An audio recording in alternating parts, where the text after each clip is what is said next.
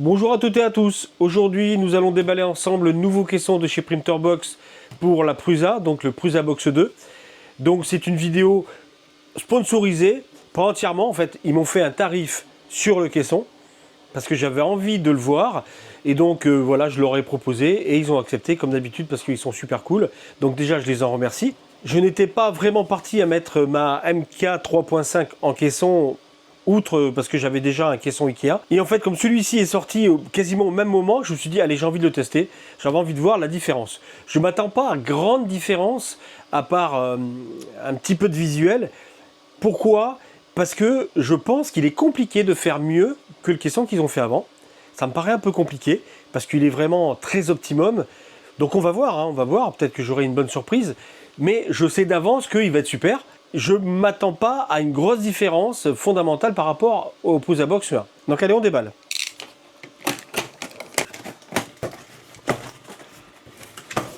Alors, comme à leur habitude, c'est bien emballé. Donc ça, c'est toujours pas un problème. Mais évidemment, avec eux, c'est toujours bien emballé. Donc je pense qu'il faut que je retire tout d'un coup. Donc je vais faire ça hors caméra.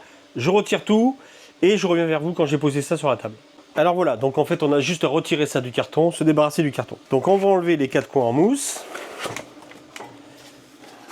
Alors là nous avons le top, donc le dessus. Donc la différence avec l'ancien, c'est qu'il est au coin carré. Ici j'imagine que nous avons les barres, les montants. Voilà, c'est ça, donc c'est les barres de soutien en bas et en haut, et ensuite les montants de chaque côté. Donc on va essayer de ne pas abîmer ça, de ne pas trop les marquer. Comme d'habitude, dedans on a la feuille qui regroupe tout ce qu'il y a dedans, bien sûr, hein. Voilà, tout est checké. Ici nous avons le plexi, donc on ne va pas le déballer entièrement. Mais voilà, à l'intérieur nous avons toutes les plaques de plexi. Ensuite nous avons une autre partie métal, alors j'avoue que je ne sais pas ce que c'est encore, hein. Je ne sais pas, on verra au montage. Ensuite, nous avons la base. Alors, j'ai l'impression qu'elle est plus large. Alors, voyons voir. 57. Donc, déjà, c'est plus profond. Puisque l'autre faisait 55. Et 47, alors que l'autre faisait 45. Donc, effectivement, c'est un peu plus grand. Et ensuite, pour finir, nous avons ici, alors, les LED. Voilà, le bandeau de LED qui éclaire vraiment très très bien. Toute la visserie, donc j'ai pris des vis noires parce que je trouve ça plus joli, donc avec les roulements, les aimants, et nous avons ici un câble USB, je ne sais pas ce que c'est, on verra après. Ensuite, avec la partie pour commander le ventilateur, là nous avons des caches, on dirait des caches de vis, donc des enjoliveurs de vis. Voilà, on verra au montage. Et ensuite les 4 patins cylindre bloc, voilà, pour que l'imprimante éliminer les vibrations de l'imprimante. Voilà, donc là je l'ai pris, je l'ai fait venir sans les pièces imprimées. Je vais les imprimer parce que, déjà pour voir ce que ça donne un petit peu, déjà. Je vais partir comme ça de zéro. Donc là, je ne vais pas partir en montage parce qu'il faut que j'imprime les pièces, bien entendu. Mais déjà, voilà le déballage. Et après avoir imprimé les pièces que j'ai besoin, je continuerai cette vidéo. Alors voilà, ça fait une semaine que j'ai reçu le caisson. Et ça fait une semaine que tous les soirs, en débauchant de 18 jusqu'à 1h du matin, j'imprime. Et c'est pour ça que je ne saurais trop vous conseiller d'acheter les pièces, le caisson avec les pièces imprimées, parce que c'est beaucoup de temps. Ça va dépendre en plus des imprimantes que vous avez. Si vous en avez plusieurs, pas plusieurs.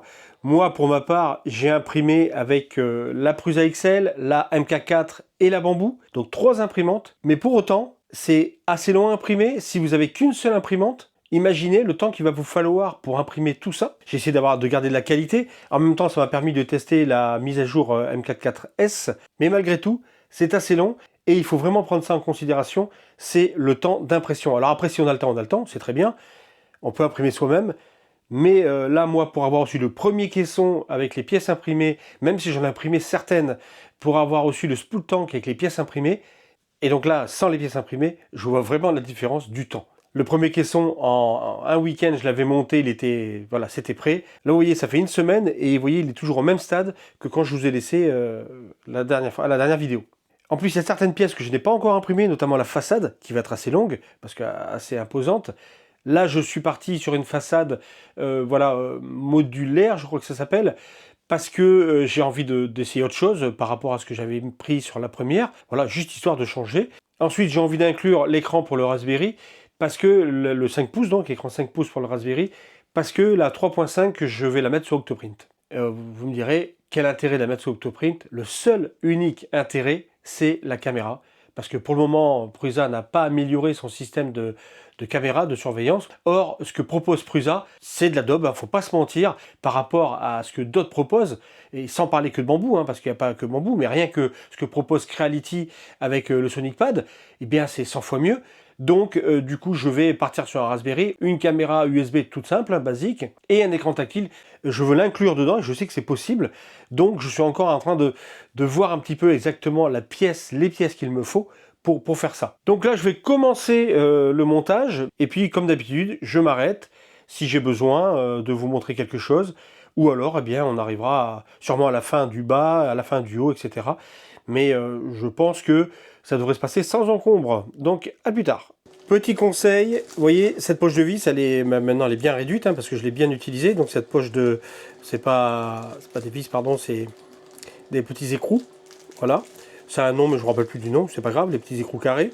Qu'il faut mettre dans ces pièces, un peu partout. Donc, il y en a énormément à faire. Il y a aussi tout ça, voilà, où il faut les mettre. Donc moi je vous conseille de le faire d'emblée, parce que le premier caisson que j'ai monté, eh bien je l'ai fait à mesure. Et c'était un peu embêtant d'y revenir à chaque fois. Et je me suis dit, bah, tiens, j'aurais dû tous les faire en même temps. Voilà. Et là je me suis dit, bah, je vais le faire, je vais tous les faire en même temps. Et c'est-à-dire mettre l'aimant dans certaines pièces et puis les petits écrous donc. Et là voilà, ça m'a quand même pris 45 minutes. Donc c'est très long parce qu'il y en a beaucoup. Il faut nettoyer un peu l'ouverture, il faut les mettre dedans, etc. 45 minutes, mais au moins je sais que là maintenant je peux monter mon caisson, j'ai plus à m'arrêter à ça. Et je trouve ça mieux. Voilà, donc après chacun va midi à sa porte, comme je dis très souvent, mais je pense que c'est mieux de le faire d'emblée. Alors pour les coins, quand vous les mettez, ne serrez pas ces deux vis là, laissez un peu libre, parce qu'il faut que le pied vienne se mettre vraiment comme ceci, vraiment plaqué, vous voyez que les rebords viennent bien ici. Et si vous avez serré ici, ben ça vous empêche de le faire comme il faut. Vous allez voir que ça force, faut y aller, voilà, un petit peu, faut bien serrer. Voilà, je ne suis pas en face du trou là pour le moment, donc il faut bien pousser. Mais si vous serrez ici, ça n'ira pas. Donc vraiment, vous les mettez ces pièces-là aux quatre coins, vous les accoter sans les serrer, qu'ils soient encore mobiles. Alors nous allons essayer ce week-end de progresser sur ce caisson, parce que ça fait déjà 15 jours que je suis dessus. Je ne fais pas que ça, il ne faut pas 15 jours pour le monter, soyons clairs. Mais le temps d'imprimer les pièces, d'adapter celles que je veux. En plus, j'ai pas mal communiqué avec Julien et Chloé de chez Printerbox, notamment pour voilà, la boîte électrique qui va aller dans le coin. Donc voilà, le temps d'imprimer tout ça et de faire ce que je veux, ça prend du temps. Vous voyez, c'est un petit peu le bazar. Moi, là, je m'arrête là tout de suite pour vous montrer ici, à l'avant. Donc j'ai choisi le mode modular, c'est-à-dire que je mets l'écran de la MK 3.5 comme la MK4S et MK4 d'ailleurs, dedans, ça, voilà, donc ça j'ai imprimé. Donc j'ai modifié un petit peu, j'ai rajouté ça, parce que c'est pas une 4, c'est une 3.5. Donc j'ai changé ça, j'ai mis le petit tout rouge parce que ça me plaisait, je trouve ça sympa. Il a fallu que je modifie un petit peu, un tout petit poil, l'intérieur pour faire ce que je voulais faire. Là, je vais mettre l'interrupteur pour allumer et éteindre. Et à côté, j'ai modifié pour mettre un écran 5 pouces. Alors, déjà ça, d'aspect, c'est comme ça. J'ai rien modifié à l'extérieur. J'ai tout modifié à l'intérieur. En fait, cet écran, c'est un écran HDMI et ils marquent bien sur leur site Printerbox qu'il n'est pas conseillé de mettre un HDMI. En tous les cas, que ça ne va pas pour un HDMI. C'est vrai, mais moi, comme je ne veux pas mettre le Raspberry Pi 4 à l'intérieur, il va aller à l'extérieur derrière. Du coup, le HDMI, ça passe. J'avais pas envie d'acheter un écran pour qu'il aille dans le boîtier. Je préfère utiliser un des écrans que j'avais déjà, parce que j'ai 4 écrans qui ne me servaient plus à rien du coup. Et donc voilà, ça va donner à peu près ça. Ça va être juste un poil un peu plus haut, mais ça va donner à peu près ça. Je trouve ça plutôt sympa et vraiment accessible.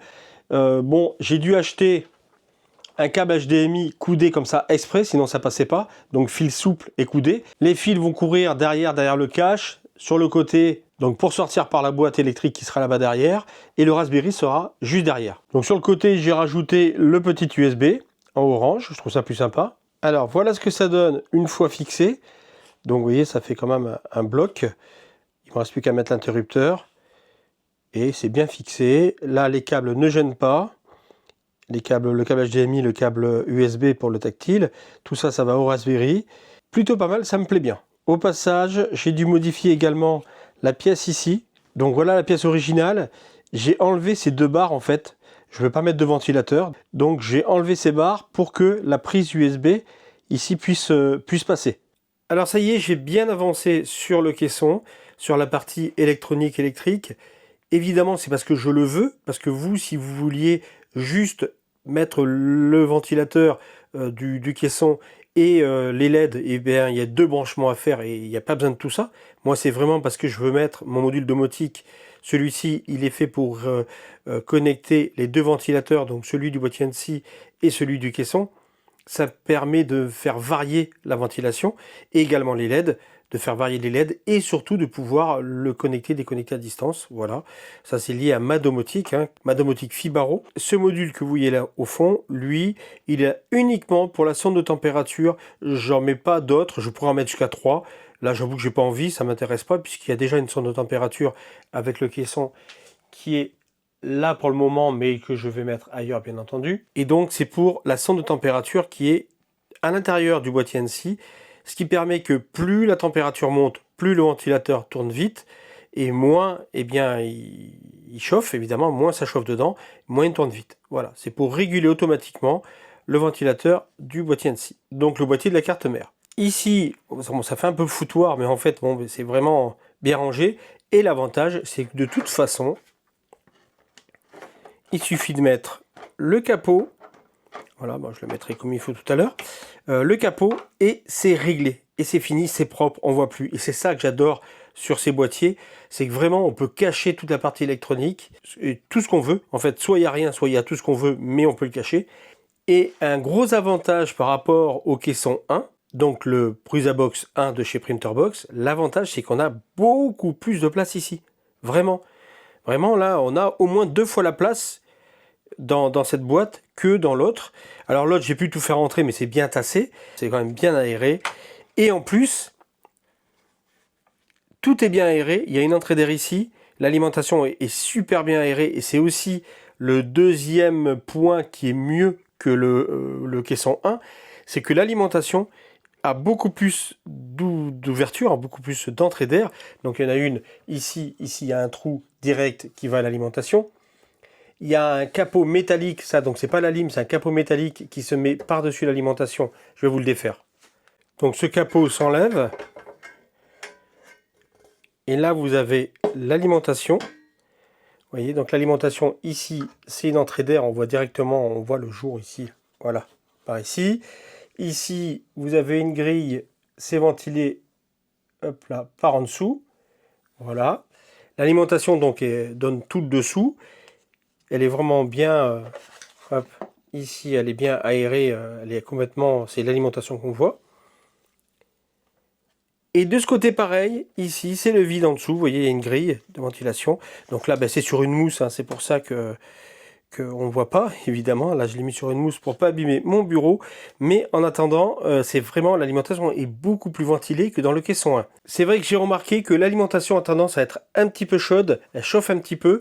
Et du coup, eh bien, que la chaleur du caisson soit directement dessus, c'est sûrement moins bien que là. Là, au moins, il y a une plaque qui vient faire, vous voyez, il y a une épaisseur, donc ça vient vraiment faire une couche d'air entre les deux. La chaleur vient toucher la plaque métallique dessus et pas l'alimentation. Donc je pense que ça sera un bien meilleur fonctionnement. Alors excusez le bazar autour, c'est vrai que ça faisait quand même un beau petit chantier. J'ai fini donc la façade avant. Vous voyez, c'est propre. Ça c'est d'origine, j'ai rien eu du tout à modéliser, à remodéliser parce que c'était prévu. Et donc voilà, ça donne ça, c'est vraiment très beau, ça me plaît beaucoup. Ça fait bien fini, ça fait propre, c'est bien maintenu. Voilà, et la façade est vraiment, vraiment top. Je suis très content de ça. Alors, je vous montre encore une petite chose derrière les écrans, derrière la façade. Quelque chose de tout simple, mais juste en enlevant les deux vis ici et en bas, là, ça permet d'enlever la trappe et de pouvoir accéder à l'écran, aux affichages, sans tout défaire. Ça, c'est vraiment, on voit que ça a été pensé vraiment pour ça. C'est vraiment bien. C'est vraiment très pratique parce que justement j'avais un problème avec mon écran pour le Raspberry qui est là. Et le souci, eh bien, c'est tout simplement qu'il y a un interrupteur dessus. En le manipulant, j'ai dû le mettre sur off en le manipulant, je vois que ça. Et du coup, ben, il était coupé. Imaginez s'il avait fallu que je défasse tout pour aller atteindre l'interrupteur. Là, j'ai pu l'atteindre par ici, hop, et puis voilà. Donc tout ça pour dire que c'est vraiment, vraiment pensé. On voit vraiment que les personnes qui ont, donc du coup, Julien, a vraiment pensé, a essayé de vraiment penser à tout. Et je pense qu'il a pas mal réussi. Eh bien, ça y est, c'est fini. Le caisson est terminé. Quasiment, il me reste 2-3 petites choses, mais quasiment terminé. Il me reste à modifier le guide de filament, voilà, qui ne va pas parce que vu où va être le caisson assez bas, il faut que je le charge par l'avant, alors que là il se charge par devant et c'est pas pratique pour ce que je vais en faire. Donc je vais modifier ça. Il me reste à faire le petit support pour mettre la sonde de température dans l'angle en face. Sinon, le gros des modifs ont été faites. J'ai fait le guide air pour la carte mère, voilà, pour que l'air extérieur rentre directement dans la carte mère tiré par un ventilateur. Ça y est, je l'ai modélisé, je l'ai imprimé et je l'ai installé. Donc tout ça, je vais vous le montrer. Voilà, je prendrai le temps de vous montrer les petits détails que j'ai ajoutés et les détails du caisson. Alors voilà ce que j'ai essayé de vous expliquer pour l'alimentation du filament. Il faut l'alimenter, vous voyez, par en haut ici, donc en étant en face, là étant la porte, donc on voit rien. Il faut l'alimenter là et voilà, il ressort ici. Donc là, par contre, ça marche très bien. Il n'y a pas de souci au niveau de l'imprimante et de l'alimentation du filament. Ça marche très bien. Sauf que comme moi, le caisson va être quand même beaucoup plus bas. Il va être posé sur une table de hauteur de 55. Et que la trappe de dessus sera condamnée, eh bien, ça va être beaucoup moins facile d'aller mettre le filament ici. Donc moi, je vais faire une arrivée devant, par ici, c'est-à-dire que je vais rentrer le filament par devant, et il va repartir, refaire le même chemin, mais par devant, à l'image de ce qu'a fait Prusa, et de ce que j'avais fait sur l'autre, le premier caisson de chez Printerbox, mais sinon je vais remodéliser ça. Plus tard, c'est pas urgent, parce que là ça fonctionne quand même très très bien. Donc je vous avais dit aussi que je fixerai, voilà, c'est fixé, la sonde de température. Donc pareil avec une pièce qui est prévue, hein, ça c'est, je l'ai imprimé tout simplement, je ne l'ai pas modélisé. Au niveau de la caméra, j'ai repris leur système de fixation qui est très très bien, qui est bien pensé. Et évidemment, je l'ai adapté pour ma caméra. Une caméra USB de base, hein, 1080p, voilà, qui fonctionne très bien sous du Windows. Et qui fonctionnait déjà très bien sur le Raspberry depuis un moment, ça fait déjà très longtemps que j'ai cette cam. Évidemment, le câblage passe tout, voilà, dans le circuit de câblage. Il est bien caché et c'est propre, c'est vraiment très beau. C'est voilà ce que j'adore. Pour le conduit d'air, donc qui vient de dessous, eh bien j'ai tout simplement rallongé la première pièce que j'avais fait pour la MK4 et pour le caisson Prusa Box 1. J'ai juste eu à rallonger, voilà, le conduit. Donc alors je vais vous montrer. Alors je peux pas vraiment l'enlever parce que c'est pris dans la porte. Il faut que je démonte la porte. Mais bon voilà, l'idée c'est, vous voyez, on voit le jour dessous. C'est l'air rentre par-dessous et suit ce conduit et va dans la carte mère et est aspiré par ce ventilateur, comme j'ai déjà montré plein de fois sur plein de mes vidéos. Comme ça fait propre, les câbles passent à l'intérieur et retournent ici là dans le conduit. Donc tout va bien. Ici, je vous ai déjà montré la boîte électronique où on met les composants électroniques et les câblages. Donc vous voyez, on voit quasiment rien, c'est vraiment très propre. J'adore. Et là, vous voyez le Raspberry qui est posé comme ça pour le moment, puisque lui, il sera fixé à la petite table où va se poser le caisson, voilà, en extérieur. Donc c'est pour ça que pour moi, il est posé comme ça, à l'arrache, à l'arrière. Alors la conclusion, mon premier sentiment sur ce caisson, avant de le recevoir, c'était, bon, déjà carré, ça me plaisait moins visuellement que l'autre, déjà, premièrement. Et deuxièmement, je me suis dit, bah, ils peuvent pas avoir changé grand-chose, parce que déjà, le premier était vraiment top et très très abouti. Donc je m'attendais pas à une révolution. En deuxième temps, je l'ai reçu, je l'ai déballé. Et là, quand j'ai vu tout ce qu'il fallait que j'imprime, là je me suis dit, ah là là Fred, vraiment t'as été bête, on va dire ça comme ça.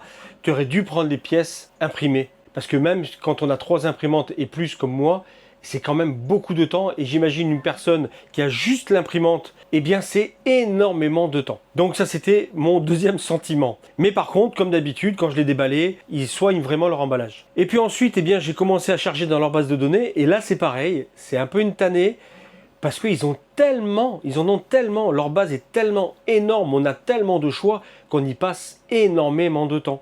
Donc c'est pour ça que en amont, il vaudrait mieux savoir un peu ce qu'on veut faire et après commander les pièces imprimées, comme ça on gagne beaucoup de temps. Moi le premier caisson je l'ai monté en un week-end, là j'en suis rendu, c'est la fin de la 4e semaine. Et maintenant qu'il est terminé, qu'est-ce que j'en pense? Eh bien que, je vais pas racheter un deuxième caisson pour remplacer le premier est très bien, je l'aime beaucoup, mais les améliorations amenées dans celui-ci sont quand même bien mieux que le premier. Et pourtant le premier était déjà top, notamment au niveau de l'alimentation. Voilà, l'alimentation, comme ils ont fait le principe de ventilation de l'alimentation, je trouve ça vraiment très bien. Et ça veut dire que l'alimentation va beaucoup moins chauffer et donc dans le temps, durera plus. La boîte électronique est beaucoup mieux. Sur photo, ce carré, cette espèce de carré, voilà, j'étais pas fan, comme d'autres, hein. Donc comme je vous l'ai dit dans mes commentaires, on m'a mis que c'était dommage de changer ça. Et en fait, je le trouve très beau. Il est bien fini comme le premier, mais vraiment, ça c'est beau. Et ce petit box là est en fait plus sympa. Effectivement, quand on a l'un à côté de l'autre, eh bien, l'autre Prusa Box qui était tout le long, là, ici petit, ça amène un plus. En plus, je trouve que la couleur bleue que j'ai mis amène encore un petit plus. La boîte à outils est vraiment géniale, c'est vraiment très pratique. Ça permet d'avoir tout sous la main. D'ailleurs, à partir du moment où je l'ai monté, eh bien, je n'avais plus à chercher mes outils. Ils étaient sous la main, notamment les 2 pinces, bien entendu, ce qu'on utilise le plus. C'est quand même une belle évolution, une belle modification, et ça va leur permettre d'avoir des caissons plus homogènes. Voilà, à l'avenir, ils auront toujours le même caisson qui sera donné donc en 3 tailles. Mis à part ce guide de filament que je trouve pas super pratique, très fonctionnel par contre, bien plus fonctionnel que dans le 1, le système de top, voilà, qu'on lève les loquets et qu'on enlève le top, c'est super bien. Ils ont réussi à penser mieux que le premier, c'est quand même pas mal. Voilà, moi par exemple, j'ai rajouté ici, voilà, pour mettre, vous savez que ça c'est hyper utile, on utilise tout le temps, eh bien, voilà, c'est là, c'est toujours à portée, c'est génial. Avant, c'était posé à côté, enfin, c'était un peu casse-pied. Au niveau du Raspberry, de l'incorporation de l'écran, ça marche vraiment très très bien. Voilà, vous voyez que avec la MK 3.5 et même avec la MK4, ça fait pareil, ça marche très très bien. Donc je pense que je vais faire cette évolution sur ma MK4S. Et si au départ, je me disais que pour cette imprimante qui est ancienne, que j'ai fait évoluer en 3.5, je pouvais garder mon caisson Ikea, vraiment je ne regrette pas du tout. Mais la mise à jour 3.5 est tellement valable que mettre un caisson comme ça vaut le coup, ça devient une super imprimante. Parce que, je l'ai dit, mais je le redis encore, c'est vrai que les Prusa n'ont pas de caisson à la base, n'ont pas de caméra à la base, il y a beaucoup de choses qu'elles n'ont pas à la base d'ailleurs. Toutes seules, c'est des bonnes imprimantes, mais elles ne sont pas capables de rivaliser avec une Bambu Lab par exemple. Alors que là, avec ce caisson, eh bien je préfère utiliser mes Prusa que la Bambu Lab. Et je sais que c'est l'environnement que j'ai mis autour qui fait que. Et ça, je rejoins vraiment les commentaires que j'ai eu là-dessus, les très bons commentaires d'ailleurs que j'ai eu là-dessus. C'est vraiment l'environnement, l'ensemble de ces choses qui fait que je préfère utiliser mes Prusa de très loin. D'ailleurs, là, actuellement, ça fait au moins 2 semaines que la Bambu, je ne l'ai pas utilisée. Et ça, ce caisson, il est vraiment pour quelque chose. Pour finir, je ne pouvais pas résister à vous les montrer stackés, donc empilés, on peut dire. Ils sont vraiment faits pour. Donc vous voyez, je les ai mis sur mon meuble Ikea, ma table Ikea, qui elle est sur une planche avec des roulettes, et j'ai même fait des pieds qui sont quasiment pleins, qui sont très très résistants. Je peux monter dessus moi à pieds joints, voilà, mes 90 kg sans problème. Et du coup j'ai mis des renforts à la table et les deux sont stackés dessus. Et comme vous pouvez voir, ça ne bouge pas. Les 2 imprimantes sont en train d'imprimer. J'ai même tout en haut le spool tank et ça ne bouge pas. Voilà, pourtant ça imprime. Vous voyez, alors qu'avant, quand j'avais le meuble Ikea en dessous qui faisait caisson avec l'autre imprimante, eh bien là, ça bougeait quand même, ça ballottait, ça tremblotait. Là, c'est hyper stable, donc je suis très content pour ça. Voilà, vous voyez que la deuxième imprime également. Et bien voilà, j'en termine avec cette vidéo, donc sur le caisson Printerbox Prusa Box 2. Je le valide complètement. Je n'ai aucun intérêt à ce que vous l'achetiez, aucun. Même si j'ai un code promo, le code promo il est que pour vous. Quand ils m'ont demandé si je voulais être affilié, je leur ai dit non. Ce que je voudrais, c'est qu'au lieu de gagner 5%, c'est que pouvoir offrir 5% à mes abonnés si ils achètent.